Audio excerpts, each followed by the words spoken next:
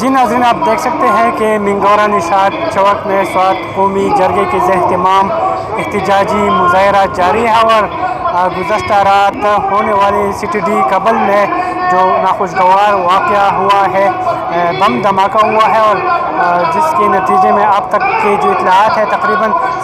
خواتین اور بچے سمیت 7 افراد اس میں شہید ہو گئے ہیں۔ تو آپ دیکھ سکتے ہیں کہ بڑی تعداد میں لوگ یہاں پر موجود ہیں اور یہاں پر وہ مطالبہ کرنا چاہتے ہیں کہ جو تحقیقات ہے وہ شفاف، اس کی جو ہے انکوائری ہونی چاہیے اور جو یہ واقعہ ہوا ہے یہ عوام کے سامنے لایا جائے۔ تو میرے ساتھ رہے یہاں پر جو مظاہرین ہیں، لوگ ہیں، وہ کیا کہتے ہیں اس حوالے سے میں نے آپ کو اپڈیٹ کرنا ہے۔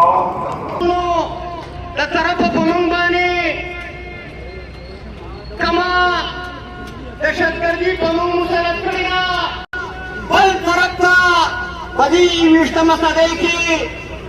جیسے کہ ہم کو پتہ ہے کہ کل یہاں پہ جو واقعہ ہوا ہے وہ بہت ہی زیادہ افسوسناک واقعہ ہوا ہے اور اس سے پتہ چلتا ہے کہ سوات کے امن کو دوبارہ نقصان پہنچانے کی کوشش کی جا رہی ہے۔ اس لیے آج ہم نے یہ فیصلہ کیا تھا کہ ہم یہاں پہ احتجاج ریکارڈ کریں گے کہ ہم اپنے سوات بلکہ پوری KPK میں امن چاہتے ہیں اور یہاں پہ امن ہی قائم رہنا چاہیے، کیونکہ یہ ایک ایسا علاقہ ہے جہاں پہ بہت سارے سیاح آتے ہیں، فارنرز آتے ہیں۔ اگر اس طرح دھماکے ہوتے رہیں گے تو یہاں پہ کوئی بھی نہیں آئے گا۔ انشاءاللہ ہمارا پکا یقین ہے اور ہم پر امید ہے کہ ہمارے ادارے فعال ہے، پولیس بھی فعال ہے، ہماری پاک فوج کے ادارے بھی فعال ہے۔ ابھی تحقیقات ہو رہی ہے کہ یہ دہشت گردی کا واقعہ ہے یا جو پولیس ہمارا جو DIG صاحب اور IG صاحب جس نے ایک پریس کانفرنس کی ہے کہ یہ جو کوت میں جو مواد پڑے تھے اس کا بلاسٹ ہے، تو انشاءاللہ اس طرح کا حل نہیں ہوگا اور ہمارے ادارے فعال ہے اور انشاءاللہ سوات کے عوام بھی جو ان میں شعور آ چکا ہے وہ جاگ رہے ہیں اور وہ دہشت گردی کا بھرپور مقابلہ کریں گے۔ جی بالکل، جو کل کابل سوات میں جو واقعہ پیش آ گیا ہے جس میں ایک دہشت گردی کا واقعہ ہے،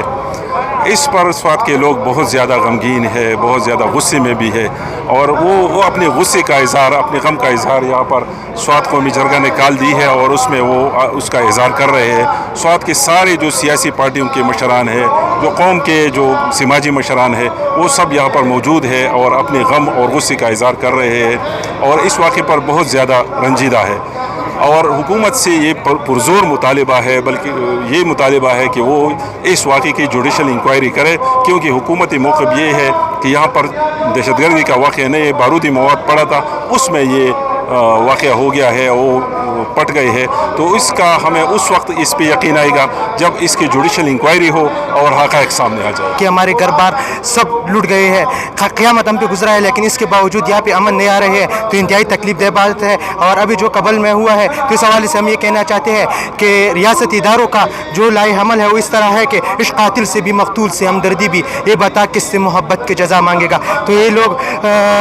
جو بات کر رہے ہیں کہ یہ بارودی مواد اپنی رکھی ہوئی ہے وہ پٹے گئے ہیں، تو ہم لوگ کہنا چاہتے ہیں کہ آپ لوگ انکمپیٹنٹ ہو کہ اپنے رکھی ہوئی بارودی مواد کے آپ لوگ ڈیفنس نہیں کر سکتے، تو آپ لوگ ہماری کیا ڈیفنس کریں۔ جو دلخراش واقعہ پیش آیا ہوا ہے، یہ عید کی تیسرے دن پولیس ڈیوٹی پر تھے، ان کے بچے اپنے گھروں میں انتظار کر رہے تھے کہ ہمارے والدین آئیں گے، میرا باپ آئے گا، مجھے وہ خوشی میں انتظار میں بیٹھے ہوئے تھے، لیکن افسوس کی بات ہے کہ ان کی لاشیں گر گئی، ان کی تابوت میں بند لاشیں گر گئی۔ تو اصل میں ایسا ہے کہ یہ جو حالات پھر ایک دفعہ پھر اسی طرف جا رہے ہیں جو 2007 میں تھے، 2008 میں تھے۔ تو میں یہ کہنا چاہتا ہوں کہ ہم نے تو بہت برداشت کر لیا، 2007 سے ابھی تک ہمارے ہزاروں بچے یتیم ہو چکے ہیں، ہمارے ہزاروں بہنیں جو ہے نا وہ بیوہ ہو چکی ہے، ہمیں جہاز سے مارا گیا، میزائل سے مارا گیا، ہمیں دھماکوں سے اڑایا گیا، ہمیں ٹارگٹ کلنگ سے مارا گیا۔ تو آخر کب تک ہم یہ لوگ ہمیں مارتے رہیں گے؟ ټول خلک راووت میدان ته، نو هغه د هغه ناوړه سکیم چې نن به په سوات کې بد حال وکړه تاسو نه راوځي، نو هغه په دې مجبوره شو چې هغه خلک هغه دهشتګرد هغه یې واپس کړه تقریبا، او ورسره هغه څلور ډویژنه پوځ هم په سیول بسونو کې پټ ناست او بهر ووته. وروڼو هغو سیکورټي کونسل نه خبره وکړه، هغو دا په خپله تسلیم کړه چې بریسټر صاحب زیدالان او د انټيليجنس شیپ او دا کوم چې دلته بیا د کور کمانډر لګول و کنه دا د هغو پالیسي وه د هغو سمجوته وه او دوی په خپله دا تسلیم کړه چې هغه غلط کار کړی و غلط د خلکو مرګونه یې کړي وو جوړ یې کړي وو خلک یې اعلان کړی وو هغه مجرمان یې آزاد کړي وو او پرزیډنټ په صدر دا کولاو ویلي چې دا هغه خلکو معافي ورکړې ده چې کوم د پانسي کارت نه یې رایستلي وو او رابار کړي زما مطلب دا دی چې دا خو هغه ومنله که نه چې دا هر څه دلته د قوم چې وي نو دا ټیک وو دروغ نه وو صحیح وو هغه ومنل چې دا چا خبرې کولې دا غلطه وي هغو دا ومنل چې دا څومره خلک دلته چې دهشتګردي کېږي دا هم دا تر لیول خلک دی چې دې پرېښودي دي او هغه نن دهشتګردي کوي وروڼو چې دوی په خپله ومنل نو موږ دې له پکار وو چې موږ وسېدلی وی که نه چې دوی به نصیب صاحب نیولی وی ګرفتار کړی وی دوی هغه کرمیل ریټایر دغه ګرفتار کړی وی او هغه ته هغوی دا تپوس کړی وی چې تاسو دا سمجوته کوله دا دهشتګرد مې ازادولو جیلونو نه ادا یې به وو چې کم از کم هغه اوس په جیل کې وی نو زموږ به تسلي وه خو چونکې هغه خلک یې ومنله خو هغه خلک یې لږ اقرار کړل نو یې هغوی ته سلام ور واچو هېڅ یې ورکړل چې ولکه نه دا لکه بل واقع شوی یا یو بل ځای چې هلته بل که واقعیت موږ ته خبر شوي دا عزمي چې دا خلک راوځي میدان ته که نه وروڼو موږ دې ته دا وایو چې تاسو سکاونټ ته زموږ هېڅ ضرورت نشته زموږ دا پولیس والا وروڼه زموږ پوره دي چې په کوم ځای کې دې ته دهشت مخامخ کېږي هغه ګیرې ته دې راځي درې پولیس دې راځي 300 به ورسره موږ راوځو سره د ټوپک به ورځو پکې ډېر ضرورت دی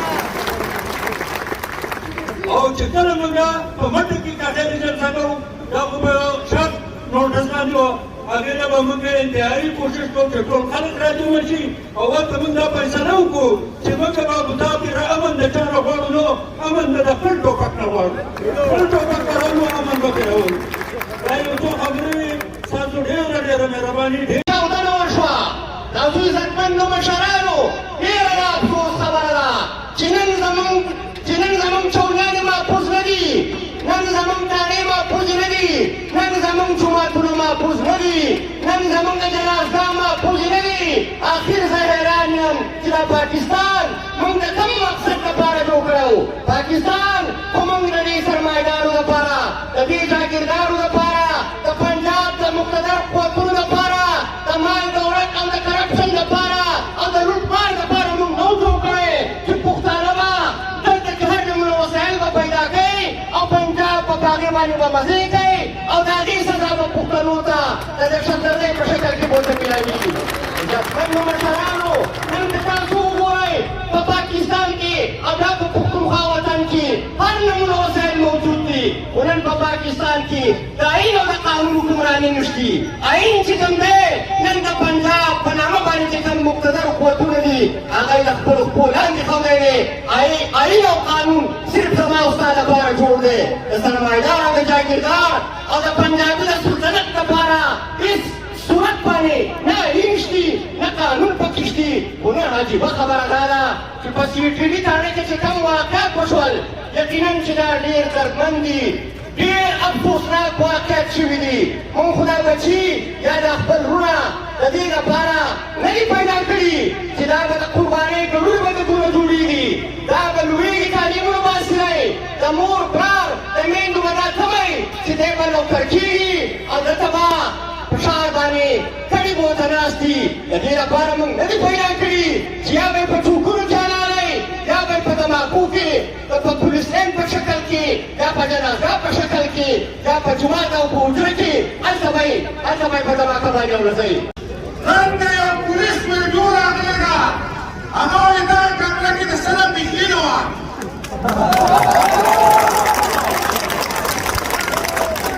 عزیزانو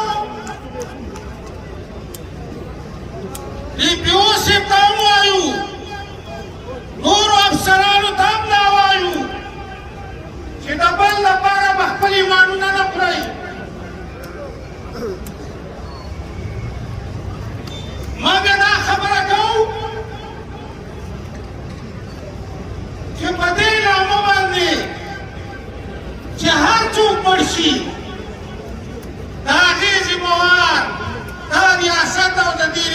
ادارې دي موږ په بل چا پسې نه ګرځو خودکشو جاکټو په تاره کې څه کول بارودو په تاره کې څه کول ورونو موږ پولیس ته دا خبره کوو چې عزیزانو ځان به په دې باندې پوه کوئ د پولیس چې کوم په خپل ځان او په خپله اداره معین افسران دي هغو ته دا خبره کوو چې د چا په ټلیفونونو باندې یا د چا په ادارو باندې به هغه قوتونو ته قطعا لار نه ورکوئ چې یا تاسو وژني یا د سوات خلک وژني زه دا نه یم چې دا چا ځکه تحقیقات دا نه دي شوي IG هم پرستان خونڅو DIG صاحب هم وکړو DPO صاحب هم وکړو او پرملای وې زه په دې ټایم کې پېژندګلوي نه کوم چې آیا دا خودکش ده آیا دا ګوند ناست دی آیا دا د هغو خپل په کود کې چې کوم مواد پراته وو د هغې دماغه ده که هر څنګه ده خو ډېره افسوسناکه او دردناکه واقع ده موږ د پولیس تر شانه بشانه ولاړ یو د پولیس ډپارټمنټ قربانیان دي په دې وطن کې او زمونږ د سبا لپاره خپل نن قربان کړی لہذا د دې ملک ادارې دې کولام واوري چې نور د سوات خلک ستا په ډرامو ستا په فلمونو پوه شوي دی ډایرکټر هغه جوړ دی پروډیوسر هغه جوړ دی فاینانس والا هغه جوړ دی خو لوکیشن به نور سوات دی لوکیشن به نور لوکیشن به دی د سوات ځوان د سوات بچې د سوات پنجابي میډیا پولیس ډپارټمنټ عام ولس تجارت به راغلي ټول راځي شوي دي او د دې تپوس به کوي او جواب به راکوي تحقیقات به کوي چې دا څه شوي دي او څه کېږي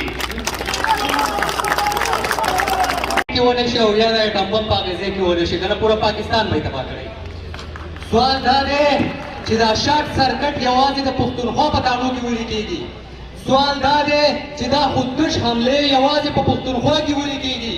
سوال دا دی چې دا ټارګټ کلینګ د پښتونخوا په سپېسیفل ځمکه باندې ولې کېږي یو څو ورځې مخکې په باجوړ کې د جمعیت علماء اسلام هغه مشر هغه وویشتو هغه یې قتل کړو په بنو کې دماکې وشوې په وزیرستان کې وشوې په سوات کې د ادریس خان واقعه زموږ لا هیره نه ده او دا پکې پرون یو بله ثانیه هم شوه چې زموږ ډېر بې ګناه پولیس وروڼه پکې شهیدان کړل او ډېر پکې زخمیان شو موږ د ریاست نه غوښتنه نه کوو موږ د ریاست نه په زور د خپل حق به غواړو په زور غوښتنې نورې نه کوو په زور به دا حق غواړو دا یې زموږ سره لیکل کړي دي که دغه خپل لیکل نه مني نو بیا به موږ ورسره دوباره لیکل کوو د اټک په پل به یې ورسره کوو او یو نوې معاهده به ورسره موږ په دې ریاست کې اوسو دا شناختي کارت په جیب کې ګرځوو نو موږ د دې ریاست د آیین د لاندې دغه خپل غوښتنې غواړو په زور یې غواړو که دې نه پوره کوي کدی بار بار دا باندې کوي کدی بار بار دا باندې کوي چې نه دا یو دا مسله ده او دا مسله ده نو بیا پښتنو دا خبره په ذهن کې یاد وساتئ دا خبره په ذهن کې یاد وساتئ ستاسو نیکونو احمد شاه ابدالي بابا را یاد کړئ تاسو خپل نکاح شیر شاه سوري بابا را یاد کړئ تاسو خوشحال خان خټک را یاد کړئ تاسو باچا خان را یاد کړئ تاسو خان شهید را یاد کړئ دې مشرانو را یاد کړئ او د خپل حق پر دې پنجابي سامراج نه د دې پنجابي زورور نه په هر حال باندې اخلو او ښه په زور به یې اخلو نور مینتونه چاته نه کوو د مینتونو شی نه دی دا د زور شی دی خپل حق غواړو